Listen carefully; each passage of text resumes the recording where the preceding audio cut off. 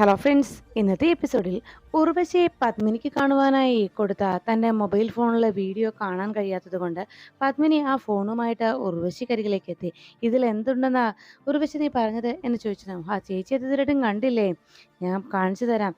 ചേച്ചിയുടെ അവിടുത്തെ പലതവണ ഇവർ തമ്മിലുള്ള ബന്ധം വെളിപ്പെടുത്താൻ ഞാൻ ശ്രമിച്ചു. പക്ഷേ അപ്പോഴൊക്കെ ഇവർ കണ്ണിൽ പൊടിയിട്ട് ചേച്ചിയെ പറ്റിക്കുകയാണ് ചെയ്തത്.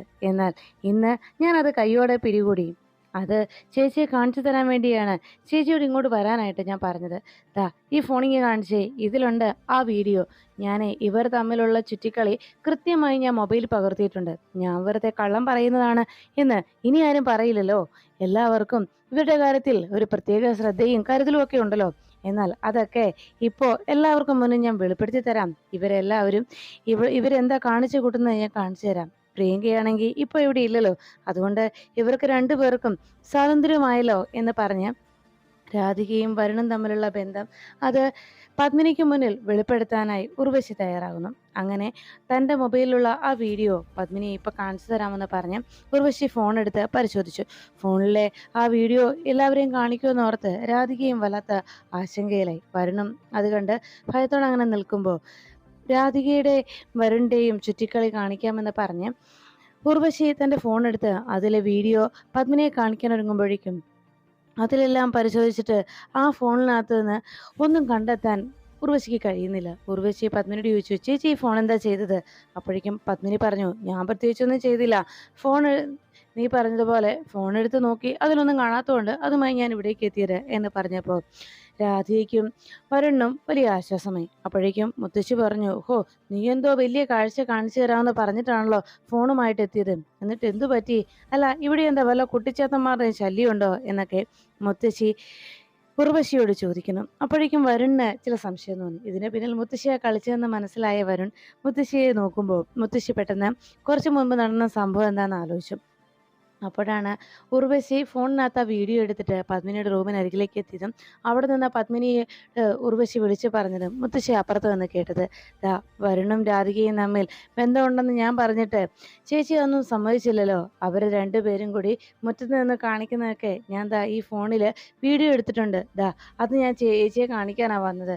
എടുത്തിത് നോക്ക്, എന്നിട്ട് പറ എന്ന് പറഞ്ഞ് ഫോൺ ഞാനിവിടെ വെച്ചിട്ടുണ്ടെന്ന് പറഞ്ഞ് ഉർവശി ആ ഫോൺ ആ ടേബിളിന് മുകളിലേക്ക് വെച്ചത്. മുത്തശ്ശി അതെല്ലാം വ്യക്തമായി കേൾക്കുകയും ഉർവശി ആ ഫോൺ അവിടെ വെച്ചിട്ട് പോയ തക്കത്തിന് മുത്തശ്ശി ആ മൊബൈൽ ഫോൺ കയ്യിലെടുത്ത് അതിലെ ആ വീഡിയോ ഡിലീറ്റ് ചെയ്തു. അങ്ങനെ ആ ഫോണിലെ വീഡിയോ ഇല്ലാതാക്കിയത് മുത്തശ്ശിയാണെന്നുള്ള കാര്യം ഓർത്തങ്ങനെ നിൽക്കുമ്പോൾ മുത്തശ്ശി ഉടനെ പത്മിനിയോട് പറഞ്ഞു, അതെ, ഉർവശിയും കൽപ്പനയും കുറെ നാളായിട്ട് ഇവരെ രണ്ടുപേരെയും എല്ലാവർക്കും മുന്നിൽ മോശക്കാരാക്കാനായിട്ട് ശ്രമിക്കുന്നുണ്ട്. അതെ, അതിന് ഉർവശിയും കൽപ്പനയും കൂട്ടുപിടിക്കുന്നത് പത്മിനി നിന്നെയാണെന്നുള്ള കാര്യത്തിലാണ് എനിക്കാകെ വിഷമം. അത് മനഃപൂർവ്വം നിന്നെ ഇവർ മുതലെടുക്കാൻ ശ്രമിക്കുന്നത് പോലെയാണ് ഇവരുടെ സംസാരവും പെരുമാറ്റവും. എന്തായാലും ഒരു കാര്യം ഞാൻ പറയാം, ഇവർ തമ്മിലുള്ള ബന്ധത്തെക്കുറിച്ച് ഇവരിങ്ങനെ ഓരോന്നും പറയുന്നത് പത്മിനി നീ അത് തെറ്റിദ്ധരിക്കാതിരുന്നാൽ നന്നായിരിക്കും. സ്വന്തം മക്കളെക്കുറിച്ച് ഒരു കാഴ്ചപ്പാട് നിനക്കുണ്ടാവുന്നത് നല്ലതാണെന്ന് പറയുമ്പോൾ ഉർവശി പറഞ്ഞു, അതെ മുത്തശ്ശി, അമ്മയെ ചിലപ്പോൾ ഇവരെ ഇപ്പോൾ എല്ലാം കൊണ്ടും സപ്പോർട്ട് ചെയ്തേക്കും. പക്ഷേ ഒരു കാര്യം ഉറപ്പാ, ഇവർ തമ്മിലുള്ള ബന്ധം വ്യക്തമായിട്ട് അറിയാവുന്ന ആളാണ് ഞാൻ. അതുകൊണ്ട് തന്നെ ആ കാര്യത്തിൽ എന്നെ ആരും തെറ്റിദ്ധരിപ്പിക്കാനോ എൻ്റെ കണ്ണിൽ പൊടിയിടാനോ ആരും ശ്രമിക്കേണ്ടതില്ല. ശരിക്കും ഇവർ തമ്മിലുള്ള ബന്ധത്തെക്കുറിച്ച് ശരിക്കറിയാവുന്നത് കൊണ്ട് തന്നെ ഞാൻ പറയുന്നത് എന്ന് പറയുമ്പോൾ രാധിക പറഞ്ഞു, അതെ, വരുണും ഞാനും തമ്മിൽ യാതൊരു ബന്ധവുമില്ല എന്ന് രാധികയും ഉറപ്പ് പറയുമ്പോൾ വരുൺ പറഞ്ഞു, അതെ ചെറിയമ്മേ, ഒരു കാര്യം ഞാൻ പറയാം. ഇങ്ങനെ ഓരോ അനാവശ്യമായിട്ട് ഓരോ തവണ ഇങ്ങനെ പരാതിയും പല കാര്യങ്ങളും കുറ്റപ്പെടുത്തലുകളും ഒക്കെ ഉണ്ടാകുമ്പോൾ ഒരു കാര്യം ഞാൻ പറയുന്നത് വേറൊന്നുമല്ല, ഇത് പലരുടെ അഭിമാനത്തിന് ക്ഷതമുണ്ടാകുന്ന കാര്യമാണെന്നുള്ള കാര്യം ഇളയമ്മ മറക്കണ്ട എന്ന് പറയുമ്പോൾ ഇത് കേട്ട ഉർവശി പറഞ്ഞു, വരുണേ, എൻ്റെ കയ്യിലുണ്ടായിരുന്ന തെളിവ് നഷ്ടമായതിൻ്റെ പേരിൽ നീ ആളാകാൻ ശ്രമിക്കുമെന്നും വേണ്ട. എനിക്ക് തരുന്ന ഈ ഉപദേശമൊക്കെ അതിൻ്റെ പിൻബലത്തിലാണെന്നും എനിക്കറിയാം. പക്ഷേ നിങ്ങളുടെ ചുറ്റിക്കളി ഞാൻ താമസിയാതെ എല്ലാവർക്കും മുന്നിൽ വെളിപ്പെടുത്തുക തന്നെ ചെയ്യും. നിങ്ങൾ രണ്ടുപേരും തമ്മിലുള്ള ബന്ധം വ്യക്തമായി മനസ്സിലാക്കിയ ആൾ തന്നെ ഞാൻ എന്ന് ഉർവശി പറയുമ്പോൾ പത്മിനി പറഞ്ഞു, ഉർവശി, ഒരു കാര്യം ഞാൻ പറയാം.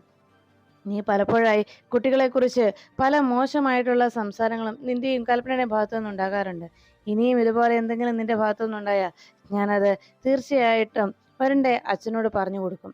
പിന്നെ ചന്ദ്രശേഖരനല്ല ആര് വന്ന് നീ വന്ന് പരാതി പറഞ്ഞാലും പിന്നെ ചിലപ്പോൾ ഈ കണിമംഗലത്ത് നിന്ന് നിങ്ങൾ പുറത്താക്കപ്പെടേണ്ടി വന്നാൽ പോലും നിങ്ങൾ രണ്ടുപേരും പരാതിയുമായി എൻ്റെ അമ്മയുടെ അടുത്തെത്തിയാൽ ഞങ്ങൾ അതിന് യാതൊരു സഹായവും ചെയ്യില്ല എന്നുള്ള കാര്യം മറക്കണ്ട എന്ന് പറഞ്ഞപ്പോൾ ഉർവശി പറഞ്ഞു, ഏടത്തി ഏടത്തി ഇപ്പോൾ ഇവർ പറയുന്നതൊക്കെ അങ്ങ് വിശ്വസിച്ചു. പക്ഷേ താമസിയാതെ ഏടത്തിയുടെ കണ്ണിലും ഈ കാഴ്ചകളൊക്കെ ഉണ്ടാവും. അന്ന് ഏടത്തി തന്നെ എൻ്റെ അടുത്ത് വന്ന് പറയും, ഞാനന്ന് പറഞ്ഞതൊക്കെ സത്യമായിരുന്നുവെന്നും ഏടത്തിക്കാണ് തെറ്റ് സംഭവിച്ചതെന്നും. അങ്ങനെ ഒരു ദിവസം താമസിയാതെ തന്നെ ഉണ്ടാകും, ഏടത്തി നോക്കിക്കോ എന്ന് പറഞ്ഞ് ഉർവശി പത്മിനിയുടെ അരികിൽ നിന്ന് പോകുന്നു. അപ്പോഴേക്കും പത്മിനി രാധികയെ നോക്കിയിട്ട് പറഞ്ഞു, മോളെ മോളെ പലപ്പോഴും ഇവിടെയുള്ളവർ പല രീതിയിലും കുറ്റപ്പെടുത്തുകയും മോശക്കാരിയാക്കാൻ ശ്രമിക്കുകയും ചെയ്യാറുണ്ട്. മോള് അതെല്ലാം ക്ഷമിച്ചേക്ക്, അവർക്ക് വേണ്ടി ഞാൻ മാപ്പ് ചോദിക്കുക എന്ന് പറഞ്ഞപ്പോൾ രാധിക പറഞ്ഞു, അതൊന്നും സാരമില്ലമ്മേ, എനിക്ക് അതൊന്നും കുഴപ്പമുള്ള കാര്യമല്ല എന്ന് പറയുമ്പോൾ വരുണിനെ വിളിച്ചിട്ട് പത്മിനി പറഞ്ഞു, വരുൺ, നിന്നെക്കുറിച്ച് പലപ്പോഴും പല മോശമായ സംസാരം ഇവിടെ ഉണ്ടാകാറുണ്ട്. പക്ഷേ ഒരു കാര്യം നീ മനസ്സിലാക്കിക്കോ, പ്രിയങ്കയാണ് നിന്റെ ഭാര്യ. പ്രിയങ്ക ഇപ്പോൾ ജയിലിലേക്ക് പോയിരിക്കുകയാണ്. പക്ഷേ അവള് കേസ് തീർന്ന് അവളുടെ ശിക്ഷാവിധിയൊക്കെ കഴിയുമ്പോൾ തിരിച്ച് അവൾ ഇവിടേക്ക് തന്നെ വരുമെന്നുള്ള കാര്യം നീ മറക്കണ്ട. പ്രിയങ്ക നിന്റെ ഭാര്യയാണെന്നുള്ള കാര്യവും നീ മറക്കണ്ട എന്ന് വരുണിനെ ഓർമ്മപ്പെടുത്തിയിട്ട് പത്മിനി അവിടെ നിന്ന് പോകുമ്പോൾ ഉടനെ വരുൺ പറഞ്ഞു, മുത്തശ്ശി, ഈ ഇളയമ്മയ്ക്ക് ഇതെന്താ എന്ന് ചോദിച്ചതും അതൊന്നും സാരയില്ല, നീ പൊക്കോ എന്ന് പറഞ്ഞ് വരുണോട് പൊയ്ക്കോളാനായി അറിയിച്ചു. രാധിക ആകെ വിഷമത്തോടെ സങ്കടപ്പെട്ട് അങ്ങനെ നിൽക്കുമ്പോൾ മുത്തശ്ശി രാധികയുടെ അരികിലേക്ക് ചെന്നു. രാധിക തലകുനിച്ച് അവിടുന്ന് പോകാൻ തുടങ്ങുമ്പോഴേക്കും മുത്തശ്ശി അരികിലെത്തി രാധികയെ സമാധാനപ്പെടുത്തി. മോള് വിഷമിക്കണ്ട, എന്നോട് വരുൺ എല്ലാം പറഞ്ഞിട്ടുണ്ട്. എല്ലാ കാര്യവും എനിക്കറിയാം. അവൻ്റെ മനസ്സിൽ മോളോടുള്ള സ്നേഹവും ഒക്കെ എനിക്കറിയാം. നിങ്ങൾ തമ്മിലുള്ള ബന്ധം എന്താണെന്നും എനിക്കറിയാം. പക്ഷേ ഇവിടെ ആരൊക്കെ എന്തൊക്കെ പറഞ്ഞാലും ശരി, നിങ്ങളെ രണ്ടുപേരെയും ഒന്നിപ്പിക്കുക എന്നതാണ് ഈ മുത്തശ്ശിയുടെ ലക്ഷ്യം. മുത്തശ്ശി അതിനുവേണ്ടി പ്രയത്നിക്കുകയും ചെയ്യും. മുത്തശ്ശിക്ക് എല്ലാം അറിയാം. അവൻ എല്ലാ കാര്യവും എന്നോട് പറഞ്ഞിട്ടുണ്ട്.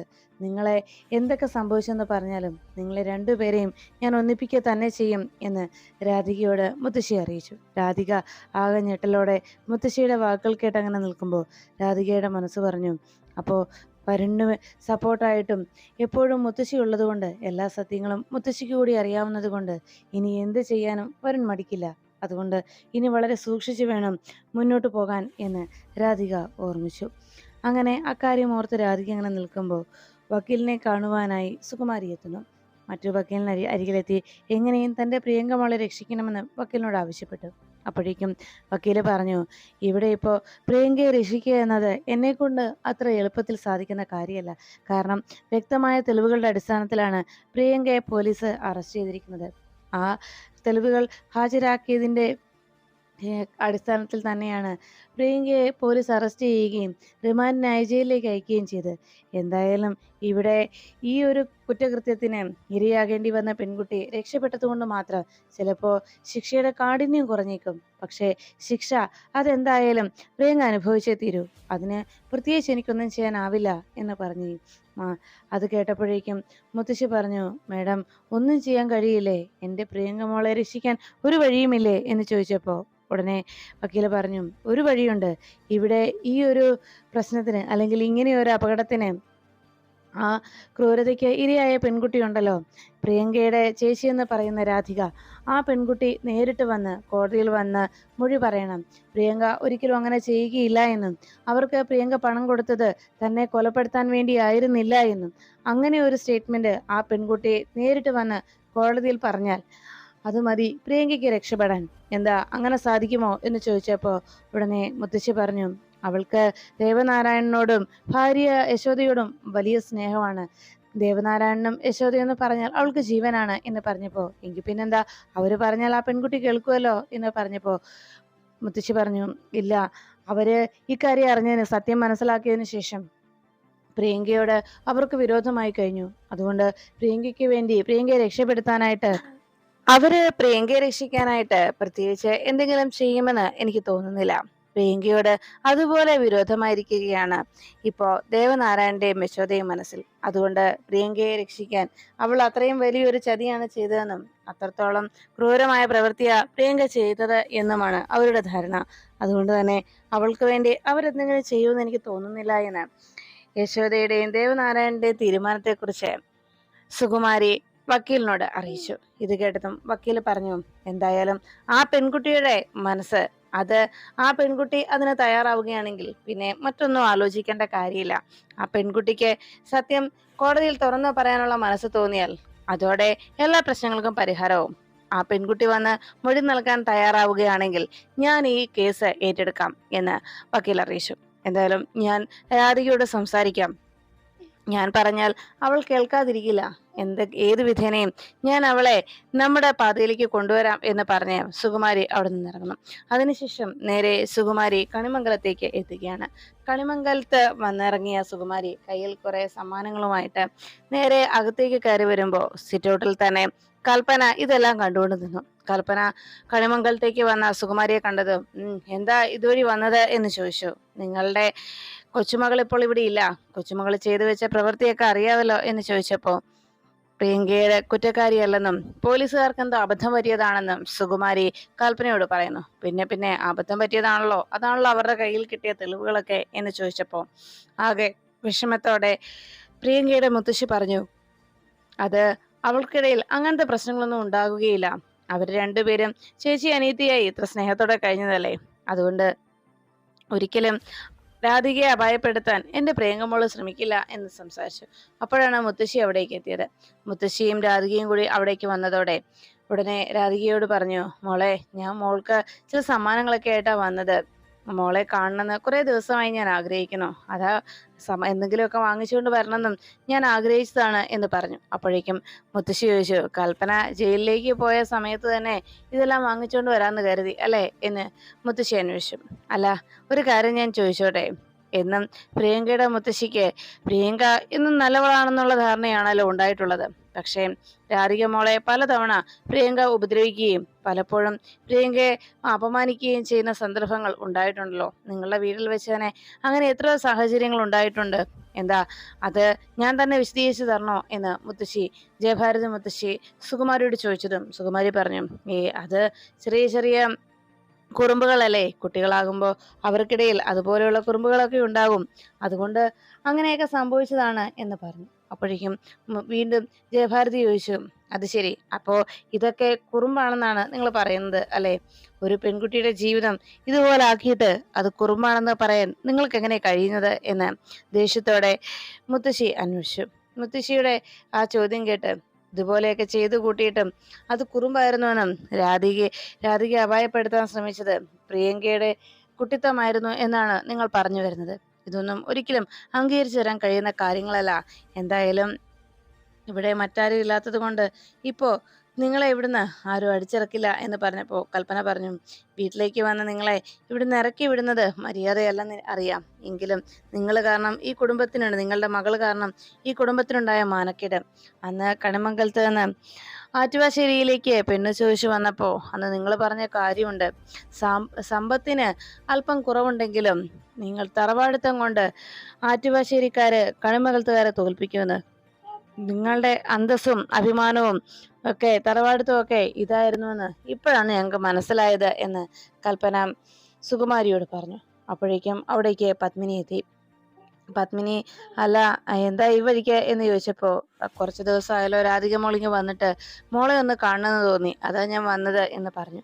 അപ്പോഴേക്കും രാധിക ഒന്നും മിണ്ടാതെ അങ്ങ് നിന്നപ്പോ മുത്തശ്ശി രാധികയുടെ അരികിലേക്ക് എന്നിട്ട് പറഞ്ഞു, ഇത് മോൾക്ക് വേണ്ടി മുത്തശ്ശി വാങ്ങിച്ചുകൊണ്ട് വന്ന സമ്മാനങ്ങളാ എന്ന് പറഞ്ഞപ്പോ കേട്ട് നിന്ന പത്മിനി ചോദിച്ചു, അല്ല പ്രിയങ്ക ഇങ്ങനെ ഒരു തെറ്റ് ചെയ്തപ്പോഴാണോ നിങ്ങൾക്ക് സമ്മാനമൊക്കെ ആയിട്ട് വരാൻ തോന്നിയത്?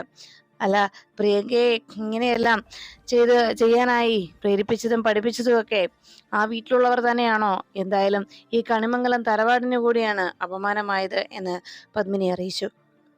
അപ്പോഴേക്കും ഉടനെ കൽപ്പനയുടെയും പത്മിനിയുടെയും ഒക്കെ സംസാരം കേട്ട് നിന്ന സുകുമാരി പറഞ്ഞു, അതെ, എനിക്ക് ഇവർ രണ്ടുപേരെയും യാതൊരു വ്യത്യാസവും ഇല്ല. രണ്ടുപേരും എനിക്ക് ഒരുപോലെ തന്നെയാണ്. അവർക്ക് എന്നും ഇവർ രണ്ടുപേരും എനിക്ക് ഒരുപോലെയാ. രണ്ടുപേരെയും രണ്ട് കണ്ണോടെ ഞാൻ ഇന്നേ വരെ കണ്ടിട്ടില്ല. അതുകൊണ്ട് എനിക്ക് ഇവരോടുള്ള സ്നേഹത്തില് യാതൊരു മാറ്റവും ഇല്ല. അതുകൊണ്ടാണ് ഞാൻ മോൾക്ക് വേണ്ടി ഉള്ള ഈ സമ്മാനവുമായിട്ട് വന്നത് എന്ന് പറഞ്ഞു. കുറച്ച് സമ്മാനങ്ങൾ മോൾക്ക് വേണ്ടി ഞാൻ വാങ്ങിയിരുന്നു. അത് കാണിക്കാൻ വന്നതാണെന്ന് പറഞ്ഞപ്പോ ഉടനെ സുകുമാരിയുടെ ആ സംസാരം കേട്ട് മുത്തശ്ശി പറഞ്ഞു, അത് ശരി, ഇപ്പോ ഇത്രയൊക്കെ സംഭവിക്കേണ്ടി വന്നു അല്ലേ ഈ സമ്മാനങ്ങളൊക്കെ ആയിട്ട് വരാനായിട്ട്. രാധിക ഇതിനു മുമ്പ് കൂടി ഉണ്ടായിരുന്നല്ലോ എന്ന് പറഞ്ഞപ്പോ സുകുമാരി ഇപ്പൊ വന്നതിന്റെ കാരണം എന്താണെന്ന് പത്മിനിക്ക് മനസ്സിലായി. പത്മിനി പറഞ്ഞു, അതെ, ഇപ്പോ ഇവിടേക്ക് പ്രിയങ്കയുടെ മുത്തശ്ശി വന്നതിന്റെ കാരണം ഞങ്ങൾക്ക് മനസ്സിലാവുന്നുണ്ട്. വേറൊന്നുമല്ല, രാധികയെ എങ്ങനെയും നിങ്ങൾക്ക് സ്വാധീനിക്കണം. രാധികയുടെ ഈ മൊഴി പ്രിയങ്കയെ പുറത്തിറക്കാനായിട്ട് ആവശ്യമാണ്. അതുകൊണ്ട് രാധികയെ സ്വാധീനിച്ച് പ്രിയങ്കയുടെ ഈ ശിക്ഷയിൽ നിന്ന് പ്രിയങ്കയെ രക്ഷിക്കണം. അതാണല്ലോ നിങ്ങളുടെ ഉദ്ദേശം. അതിനുവേണ്ടിയല്ലേ ഇപ്പോൾ വന്നത് എന്ന് ചോദിച്ചു. എന്തായാലും കാര്യങ്ങളൊക്കെ എനിക്ക് മനസ്സിലായി എന്ന് പറഞ്ഞതും സുകുമാരി പറഞ്ഞു, എനിക്ക് എൻ്റെ മോളോട് കുറച്ചു നേരത്തെ ഒന്ന് തനിച്ച് സംസാരിക്കണമെന്നുണ്ട് എന്ന് പറഞ്ഞതും, അതിനെന്താ, നിങ്ങൾക്ക് സംസാരിക്കാവല്ലോ എന്ന് പറഞ്ഞപ്പോ രാധികയെ സുകുമാരി വിളിച്ചു. മോളെ ഒന്ന് വന്നേ എന്ന് പറഞ്ഞു രാധികയെ വിളിച്ചതും മുത്തശ്ശി പറഞ്ഞു, ചെല്ല്, പോയി സംസാരിച്ചിട്ട് വാ എന്ന് ജയഭാരതി മുത്തശ്ശി അറിയിച്ചു. അങ്ങനെ രാധിക പുറത്തേക്ക് ചെല്ലുന്നു. രാധികയും വിളിച്ചുകൊണ്ട് സുകുമാരി പുറത്തേക്ക് വന്നതും സുകുമാരി പറഞ്ഞു, അതെ, എന്തായാലും ഒരു കാര്യം ഞാൻ പറയാം. ഞാൻ ഇപ്പൊ മോളെ കാണാൻ വന്നത് പ്രിയങ്ക മോൾക്ക് വേണ്ടിയാ. മോൾക്ക് കാര്യങ്ങളൊക്കെ അറിയാവല്ലോ. അവള് മോളോട് ദ്രോഹമാ ചെയ്തത്. ഇത്രയും നാളും ഈ മോൾക്ക് വേണ്ടി സമ്മാനങ്ങളൊന്നും ഞാൻ വാങ്ങിക്കൊണ്ട് വന്നിട്ടുമില്ല. അപ്പോ ഇന്ന് മോൾക്ക് എന്തെങ്കിലും വാങ്ങിച്ചോണ്ട് വരാമെന്ന് കരുതിയത് അതുകൊണ്ടാ എന്ന് പറഞ്ഞപ്പോ രാധിക ചോദിച്ചു, മുത്തശ്ശി, എനിക്കറിയാം പ്രിയങ്കയ്ക്ക് വേണ്ടി സംസാരിക്കാനായിട്ട്, പ്രിയങ്കയ്ക്ക് വേണ്ടി മൊഴി നൽകാനായിട്ട് എന്നെ കൂട്ടിക്കൊണ്ടു പോകാൻ ഞാൻ അതിന് വരണം. അതിനുവേണ്ടിയാണല്ലോ മുത്തശ്ശി ഇപ്പൊ ഈ പെടാപ്പാടൊക്കെ പെടുന്നത്. ഇവിടത്തെ അമ്മ പറഞ്ഞതും സത്യം തന്നെയാണ്. എന്നോടുള്ള സ്നേഹം കൊണ്ടൊന്നുമല്ല, മറിച്ച് പ്രിയങ്കയെ രക്ഷിക്കാനായിട്ട് ഇപ്പോ ഞാൻ മുത്തശ്ശിക്കൊപ്പം വന്നാലേ സാധിക്കും. അക്കാര്യം അറിയാവുന്നത് കൊണ്ട് മുത്തശ്ശി എൻ്റെ അരികിലേക്ക് എത്തിയത്. പ്രിയങ്കയെ രക്ഷിക്കുന്നതിന് വേണ്ടി എങ്ങനെയും പ്രിയങ്കയെ രക്ഷിക്കാൻ ഞാൻ വന്ന് കോടതിയിൽ മൊഴി നൽകണം.